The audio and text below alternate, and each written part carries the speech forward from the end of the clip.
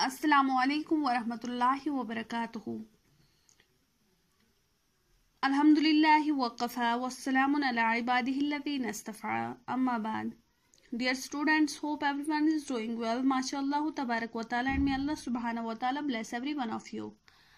Dear students, today our topic is symbols of waqf. So today we will learn symbols of waqf inshallah. Dear students, open your Al-Quran, page number 45. Here is Takhti number. Takhti number means lesson number. After that is 26. 26 means Sitta wa Ishrun. After that is Alamati Waqf. Alamati Waqf means symbols of waqf. जब हम कुरान पाक पढ़ते हैं तो आप बहुत सारी आयतों पे ऐसे निशान देखेंगे, ये सिंबल्स आप देखेंगे वहां पे। तो इस पेज पे आपको पढ़ना है, किस सिंबल पे आपको क्या करना है। पहले हम कहते हैं वक़फ। वक़फ हम कहते हैं ठहरने को।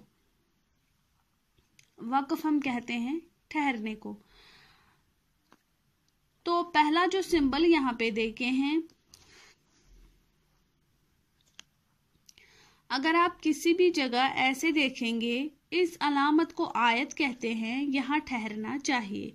जब आप कुरान पाक में ऐसे देखेंगे तो समझ लेना चाहिए यहाँ ठहरना है। फिर अगर आप ऐसे तो देखेंगे, वक्फ मुतल्लिक की अलामत है, इस पर ठहरना चाहिए।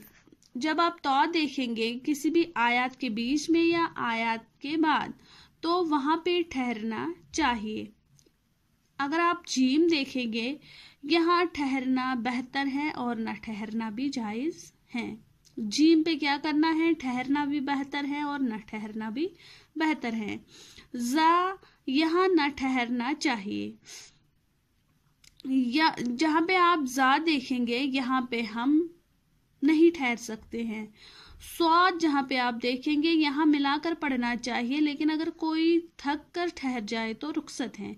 मीन्स जब आप स्वाद देखेंगे तो स्वाद के बाद और एक आयत होगी, वो दोनों आयतें मिलाकर पढ़नी है। लेकिन अगर आपको लग रहा है कि आपकी सांस टूटने वाली है, तो आप वहां पे ठहर सकते हैं।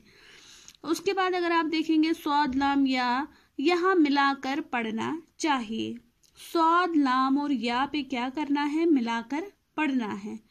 स्वाद और लाम देखेंगे आप, यहाँ ठहरना बेहतर है। स्वाद और लाम पे ठहरना बेहतर है। जहाँ पे आप कौफ देखेंगे, यहाँ ठहरना नहीं चाहिए। जहाँ पे भी आप आयत के बीच में या आयत के आखिर में कौफ देखेंगे, तो यहाँ पे ठहरना नहीं चाहिए। कौफ फा, यहाँ ठहर जाओ। जहाँ पे भी आप कौफ और फा देखेंगे, यहाँ ठहरना चाहिए। फिर जहाँ कहीं भी आप ये फायु जैसा देखेंगे, इसको आयत कोफा है, मसलन आयत के हुक्म में है। जो यहाँ पे आयत की अलामत का हुक्म है, ठहरना है। यहाँ पे जहाँ कहीं पे आप आयत के बीच में या आयत के आखिर में ऐसे देखेंगे ये निशान, तो वहाँ पे ठहरने का हुक्म है। फिर जहाँ कहीं पे भी आप मीम देखोगे, ये वक्फे लाजिम की अलामत है, इस पर ज़रूर ठहरना चाहिए। जहाँ कहीं पे भी आप आयत के बीच में, आयत के आखिर में देखोगे मीम, तो यहाँ पे ठहरना ज़रूरी है।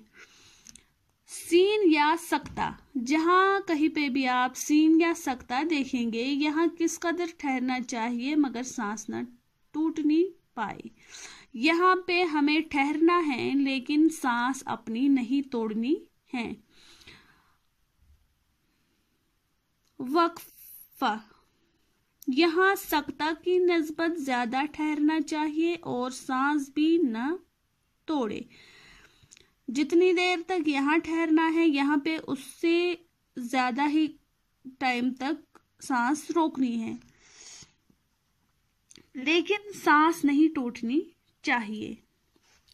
यहाँ पे भी सांस रोकनी है, लेकिन सांस तोड़नी नहीं है। यहाँ पे भी सांस रोकनी है, लेकिन सांस नहीं तोड़नी है।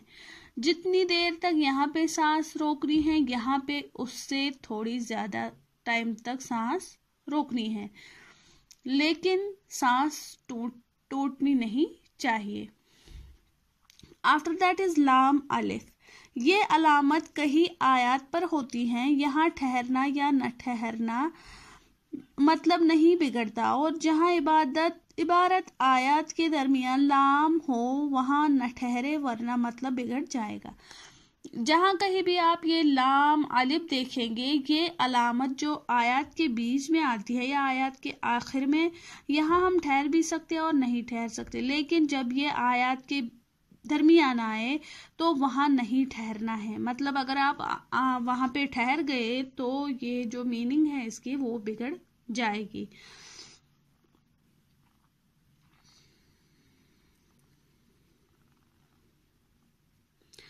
फिर है कैफ।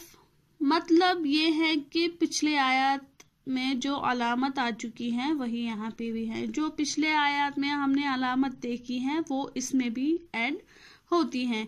मतलब वहाँ पे ठहरना बेहतर है। मा और ये जो नुक्ते हैं, तीन नुक्ते, मतलब यहाँ है कि यहाँ 3 जुमलों में से जिन 2 को चाहो मिलाकर पढ़ो। फॉर एग्जाम्पल अगर ये तीन जुमले हैं तो आपको 3 में से 2 को मिलाकर पढ़ना है। डियर स्टूडेंट्स, उम्मीद है आपको ये पेज नंबर 45 अच्छे से समझ आ गया होगा और आप ये अलामतें लर्न रखेंगे। वस्सलामु अलैकुम वरहमतुल्लाहि वबरकातुहू।